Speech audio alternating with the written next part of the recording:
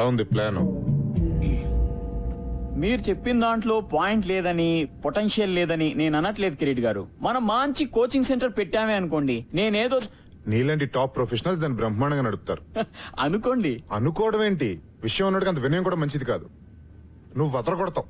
తెలుసు సార్, నేను అదరగొడితే మాత్రం మనకు ర్యాంకులు రావద్దు. మధుబాబు,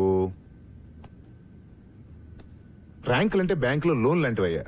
ప్రొసీజర్ తెలిస్తే అవి వస్తూనే ఉంటాయి. ఒకసారి రావడం మొదలు పెట్టిన తర్వాత మచ్చికైన జాతి కుక్కలా మన వెంటే ఉంటాయి. ఆ సంగతి నాకు వదిలేసాయి. మీ కిరీట్ దాస్ అని కాదు, టోపీ దాస్ అని పేరు పెట్టాల్సింది మీ అమ్మా నాన్న. ఇంతకీ ఈ హైటెక్ కోచింగ్ సెంటర్ మన స్కూల్లో పెట్టడానికి స్థలం ఎక్కడి నుంచి తీసుకొస్తారు? మీ లెక్కల టీచర్లకి ఎక్కాలు తప్పించి లోక జ్ఞానం తక్కువయ్యా. గోల్కొండ హై స్కూల్ ఒకప్పుడు గొప్ప స్కూల్ అని చెప్పుకోవడానికి చరిత్ర అయితే ఉంది గాని చెప్పడానికి చిప్పట్టు తిరుగుతుంది. ఏదో మా ట్రస్టీల దేవాల ఐసీయూలో ఉంది గాని లేతే ఈ పాటికి అంత్యక్రియలే ఇక్కడ షాపింగ్ మాల్ రావాల్సింది తెలుసా. నేనే ఆపాను. ఎందుకు? మన కోచింగ్ మాల్ కట్టడానికి. మరి స్కూల్ కూల్ చేస్తారా?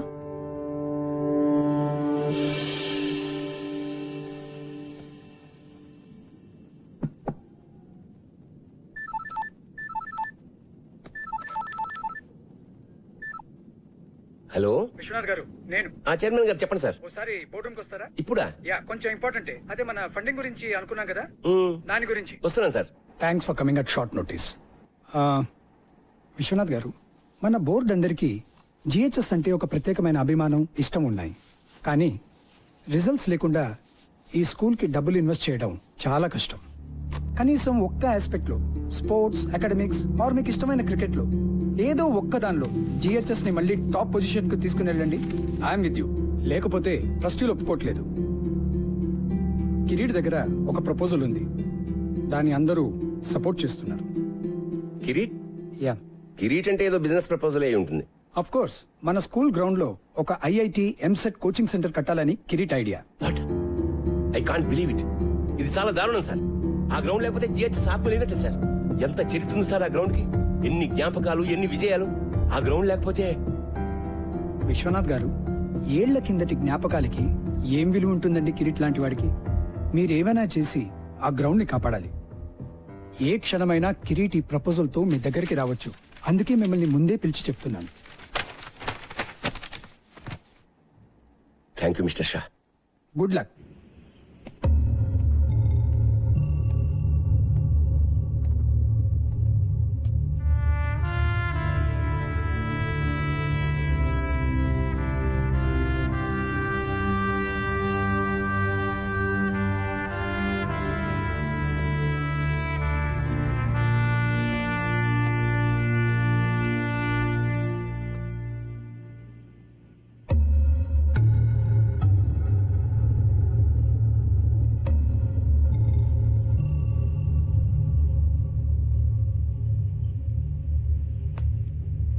సాబ్, బోలు జనీమే. మీరేమీ అనుకోకపోతే నేను ఒక మాట చెప్తాను సార్ మీకు. అనుకునే మాటే చెప్పు. మన పోరగాళ్ళకి ఒక మంచి క్రికెట్ కోచ్ని పెట్టండి సాబ్. ఎందుకంటే నాకంటేనే ఘోరంగా ఆడుతున్నారు వీళ్ళు. 15 సార్ల క్రితం మీరు ఉన్నప్పుడు సాబ్ ఎంత బాగుండేది. టైం వచ్చింది. మీరు మర్చిపోలేదా సాబ్? బోర్డుని మర్చిపోయిన విషయం ఎలా మర్చిపోతాను? ఆ పెయింట్ కింద ఓ పేరుండేది గుర్తుందా? అవును సాబ్. అతను ఎక్కడున్నాడు ఇప్పుడు?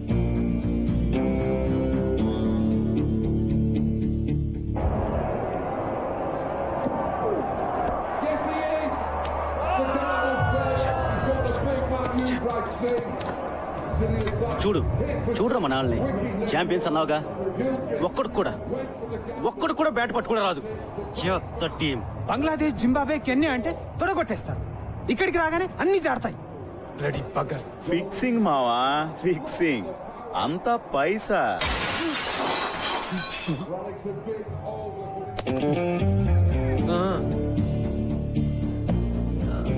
సారీ అండి, ఇంకా వేరే ప్లేస్ లేదు.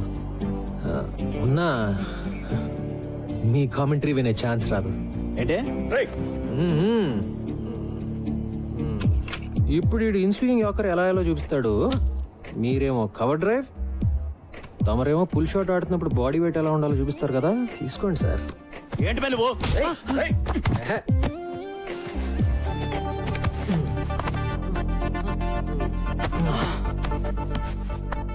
మన దేశంలో ఒకటే ఒక జబ్బు బాబాయ్.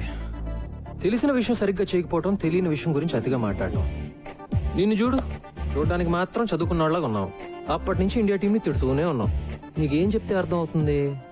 మ్యాచ్ మధ్యలో వర్షం కురిసి గాలి వాటం మారింది, బ్రెట్లీ మిషెల్ జాన్సన్ లో బాల్ స్వింగ్ చేయడానికి ఆ మాత్రం చాలు అని చెప్తే అర్థం అవుతుందా? లేకపోతే ఓల్డ్ బాల్ ని రివర్స్ స్వింగ్ చేయడం నేర్చుకున్న Stuart Clark in swing yorker అద్దరగొట్టాడని చెప్తే అర్థం అవుతుందా? వాళ్ళు 100 కొడితే మనం 101 కొట్టాలి, లేకపోతే మనం 100 కొడితే వాళ్ళు 99 దాటి కొడతాం. అంతే నీకు తెలిసిన క్రికెట్ కదా. వదిలే సంపత్ సార్, మీరు కూడా రారా పదరా. ఎందుకు సంపత్ వాళ్ళతో? కోచింగ్ కోటింగ్ బాగానే ఇచ్చాను కదా.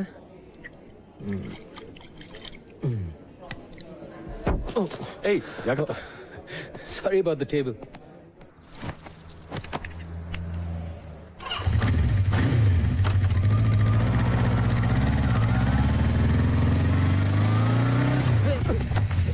ఏ ముసలోడా, సంపత్ బాబు బాగున్నారా?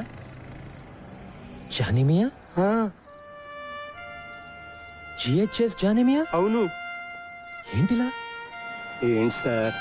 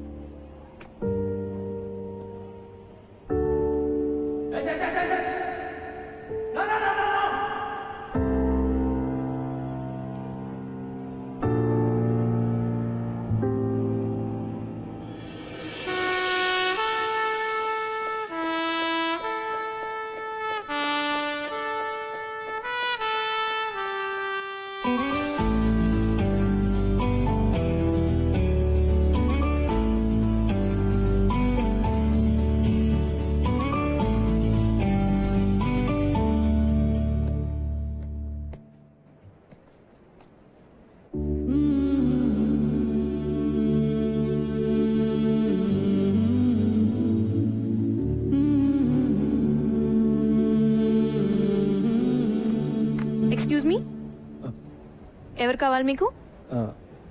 విశ్వనాథ్ గారు. ప్రిన్సిపల్ గారా? యా, నన్ను కలవమన్నారు. ఐమ్ సంపత్. ఓ, ఇలా వెళ్తే క్వాడ్రాంగిల్ వస్తుంది, ఎడం వైపు 2 రూమ్. తెలుసండి. మీరు అడ్డంగా నిలబడింది మా స్టాఫ్ రూమ్కి వెళ్ళే మెట్లని కూడా తెలుసా మీకు? సారీ. That's okay. మీరు ఇంగ్లీష్ టీచరా? మీకెలా తెలుసు?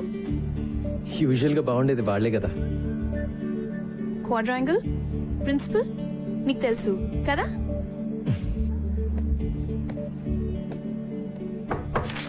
Can I come in sir? ఓ సంపత్, రారా, కమిన్ కమిన్. ఎన్నాళ్ళకే ఎలా ఉన్నారు? Fully fit. నువ్వెలా ఉన్నావు? ఫుల్లీ అన్ఫిట్ సార్, చూస్తున్నారుగా. నీలో నేనేం చూస్తున్నావు నీకు తెలిసే ఛాన్సే లేదు. రా కమాన్. నీ బ్యాచ్మేట్ పేర్లు కొన్ని పేపర్లు చూస్తుంటా నడప. నీ పేరు ఎక్కడా కనపడదు. క్రికెట్ ఆడలేదా? ఆడుతున్న వాళ్ళ కనపడుతున్నానా సార్? క్రికెటింగ్ రోజులు ఎప్పుడూ అయిపోయాయి. జాబ్ ఏమని చేస్తున్నావా? లేదు సార్, బిజినెస్ అయితే ట్రై చేశాను. పార్ట్నర్స్తో పడక బయటకు వచ్చేసాను. ప్రస్తుతానికి ఖాళీ. మన GHS inter school cricket tournament లో ఓడిపోయి 15 ఏళ్ళు అయింది కదా సార్. నువ్వు మన క్రికెట్ టీం కోచ్ గా ఉండి మళ్ళీ ఆ కప్పు తెచ్చి పెట్టాలి సార్. మళ్ళీ మనం ఇంటర్ స్కూల్ ఛాంపియన్ అవ్వాలి. ఆ బాధ్యత నీది. నీకు 3 నెలల టైం ఉంది. ఎప్పుడు స్టార్ట్ చేస్తున్నావు? సార్ మీరేమీ అనుకోకండి సార్, నేను బ్యాట్ పట్టుకునే చాలా రోజులైంది. ఇప్పుడు ఈ కుర్రాళ్ళకి కోచింగ్ ఇవ్వగలనని నేను అనుకోవట్లేదు సార్. నువ్వు అనుకుంటే ఏం లాభం? నేను అనుకోవాలి. నేను అనుకుంటున్నాను. అంటే నా ఉద్దేశం అది 3 నెలల్లో నన్ను వదిలేండి sir please. Appointment order type కూడా చేయించానయ్యా నన్ను కాదనమని. అది కాదు సార్, మీరు సంపత్, ఇది క్రికెట్ టీం ఛాంపియన్షిప్ గెలవడం గురించి మాత్రమే కాదయ్యా, విషయం చాలా పెద్దది. సార్ నేను అనేది విశ్వనాథ్ గారు, విశ్వనాథ్ జీ దొరికారు. Please come in. బాగున్నారా? ఫైన్. ఏం లేదు సార్, విషయం చిన్నదే. దానికి మళ్ళీ ఫార్మల్ బోర్డ్ మీటింగ్ ఎందుకని అందరం మీ దగ్గరికి వచ్చాం. హలో. మీరు ఎలాగో ఓకే అనేస్తారు అనుకోండి. కూర్చోండి సార్, కూర్చోండి. ఏమీ లేదు సార్, మన ప్లే గ్రౌండ్ వేస్ట్ గా పడుంది. దాంట్లో చిన్న కోచింగ్ సెంటర్, అదే ఎంసెట్ ఐఐటి లాంటి ఒక కోచింగ్ సెంటర్ కట్టి పిల్లల్ని పేరెంట్స్ ని అట్రాక్ట్ చేసాం అనుకోండి, నా మాట నమ్మండి, సంవత్సరంలో మన స్కూల్ జాతకం మారిపోతుంది. అంటే ఏమంటారు? కిరీట్ గారు- సార్, ఇప్పుడు మన పిల్లలు మరీ దారుణంగా తయారయ్యారు సార్. నిన్న కాక మొన్న ఒక చిన్న గదిలో ఐఐటి ఎంసెట్ కోచింగ్ సెంటర్ పెట్టినోడు కూడా వెళ్ళని చూసి నవ్వుతున్నాడు సార్. అదిగా సార్ నేను చెప్పేది, కోచింగ్ సెంటర్ల పేరుతో పిల్లల్ని గదుల్లో కుక్కి ఊరికే పాఠాలు రుబ్బిస్తే అది చదువు కదా సార్. జిహెచ్ఎస్ అలాంటి స్కూల్ కాకూడదనే నా బాధ. సార్. ఎడ్యుకేషన్ అంటే అన్ని ఉండాలి సార్, అదే జిహెచ్ఎస్ ఫిలాసఫీ. ఆటలు, ఎక్స్ట్రా కరిక్యులర్ యాక్టివిటీస్ లేకపోతే పిల్లలు మగ్గిపోతారు. జిహెచ్ఎస్ ప్లే గ్రౌండ్ ఈ స్కూల్ చరిత్రలో చాలా ముఖ్యమైన భాగం సార్. గొప్ప గొప్ప ఫిలాసఫీలు అమలు చేయడానికి మన చారిటీ అని నడపట్లేదు సార్. అయినా మీరు ప్లే గ్రౌండ్ గా పిలిచేది కొన్ని కోట్ల ఖరీదు చేసే జిహెచ్ఎస్ రియల్ ఎస్టేట్ ప్రాపర్టీ. మీ ఇంటి వెనకాల పెరడు కాదండి. చదువు సంగతి వదిలేండి సార్, ఒక్క ఆటలో అయినా జిహెచ్ఎస్ కనీసం లాస్ట్ పొజిషన్ లో ఉందా సార్? చెప్పండి. మన ఈ బ్యూటిఫుల్ ప్లే గ్రౌండ్ లో గేదెలు మేయడానికి గడ్డి కూడా లేదండి. ఆవార కుర్రాళ్ళు గిల్లిదండలాడడానికి, ముసలోళ్ళు మార్నింగ్ వాకులు చేయడానికి తప్ప దేనికి పనికి రావట్లేదు. ఇలాంటి బంజర భూమి బంగారం చేద్దాం మొర్రో అంటే దానికి ఇంత డిస్కషన్ ఏంటి సార్? జెంటిల్మెన్, నాకు ఒక్క సంవత్సరం టైం ఇవ్వండి. జిహెచ్ఎస్ ని ది బెస్ట్ స్కూల్ గా మునిగిపోతున్నాను రా మగడా అంటే గట్టిగా ఏదో గోల్డ్ మెడల్ వస్తుందంటారండి సార్. మీకు అర్థం కావట్లా సార్, ఇక్కడ డబ్బులు లేవు. మీ కళలు, క్రికెట్, గూటి బిళ్ళ సర్టిఫికేట్ 4 తీసుకోవడం కూడా పనికిరావండి. ర్యాంకులు సార్, ర్యాంకులు కావాలి సార్. కాస్త ప్రాక్టికల్ గా బిజినెస్ మ్యాన్ లో ఆలోచించండి. కిరీట్ గారు, ఇది స్కూల్, బిజినెస్ కాదు. విశ్వనాథ్ జీ, ఈ ప్రపంచంలో ప్రతి ఒక్కటి బిజినెస్ సార్. ఈ రోజుల్లో చదువు అద్భుతమైన బిజినెస్ సార్, నా మాట నమ్మండి ప్లీజ్. నిజంగానా? అలా అని ఎవరండి చెప్పింది మీతో? ఎక్స్క్యూజ్ మీ, మీరెవరు సార్? ఇతను మీ అసిస్టెంట్ కదా? జెంటిల్మెన్, అతను నేను Golconda high school cricket team కొత్త కోచ్ని. పేరు సంపత్. వాట్? ఈ డొక్కులో స్కూల్ టీం కూడా ఉందా? దానికి మీరు కోచా? ఎప్పుడైంది అపాయింట్మెంట్? ఇప్పుడే సార్. ఓ, ప్రిన్సిపల్ గారు అపాయింట్ చేశారంటే మ్యాటర్ చాలా సీరియస్ అనమాట.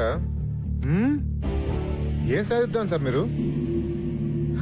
15 సంవత్సరాల నుంచి లాస్ట్ నుంచి సెకండ్ ప్లేస్ లో ఉన్నాం. ఈసారి లాస్ట్ నుంచి ఫస్ట్ ప్లేస్ కొట్టేద్దామనే. ఇంకో 3 నెలల్లో ఇంటర్ స్కూల్ నాకౌట్ టోర్నమెంట్ జరగబోతుంది. ఈ ఏడాది కాబోయే ఛాంపియన్స్ మన జిహెచ్ఎస్ క్రికెట్ టీం అని నేనంటే. విశ్వనాథ్ గారు, ఇంత చిన్న ఎక్కడి నుంచి తెచ్చారు సార్ ఇతన్ని? ఛాంపియన్, కప్పు,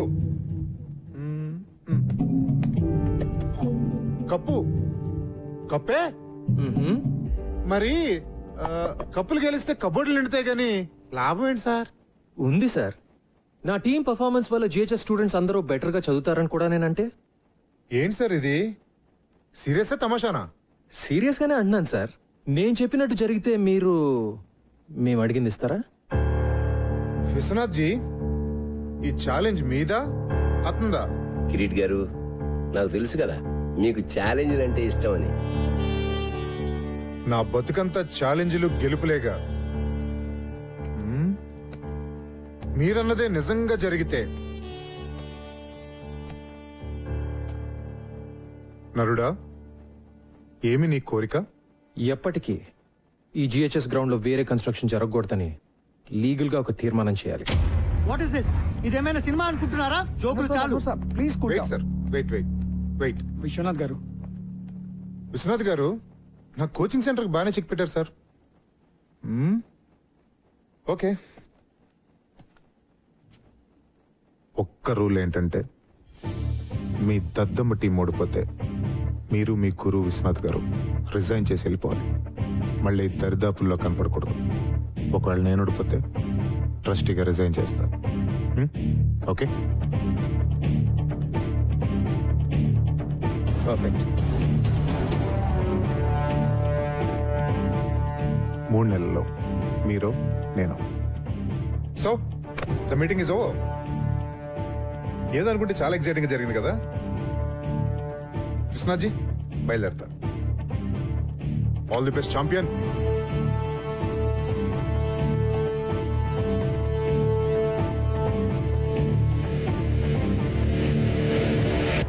మనం గెలుస్తాం అనుకుంటున్నావా? మనం మన నమ్మకాలని నమ్ముకునేవాళ్ళం సార్. గెలుస్తామని నమ్మడం మొదలు పెడితే గెలుస్తామనే నమ్మకం నాకుంది. Excuse me sir. Hi miss Anjali, morning. Come on come on come on. I'm sorry, చాలా సేపటి నుంచి వెయిట్ చేస్తున్నావా? లేదు సార్, ఇప్పుడే వచ్చాను. వచ్చిన సిగ్నేచర్ కావాలి sir. Okay Anjali, this is Sampath, మన కొత్త క్రికెట్ కోచ్. దిస్ మేము ఇస్ కలిసాం సార్ ఇందాకే. Oh good good. Sampath GHS old student, brilliant cricketer. తెలుసు సార్. రియల్లీ? ఎలాగా? సాధారణంగా క్రికెటర్స్ ఎంత బాగుంటారు కదా sir. Oh is it? Glad to have you here. Thanks sir. నేను మన ఫెసిలిటీస్ అన్ని ఒకసారి. Sure sure sure. జానివా, జీ సాబ్. 3:30 కల్లా ఆ క్రికెటర్ కుర్రాళ్ళందరినీ మన గ్రౌండ్ కు రమ్మని చెప్పి నోటీస్ టైప్ చేసి తీసుకో. ఓకే సాబ్. ముబారక్ సాబ్, ముబారక్. ఇప్పుడే తీసుకొస్తాం సాబ్.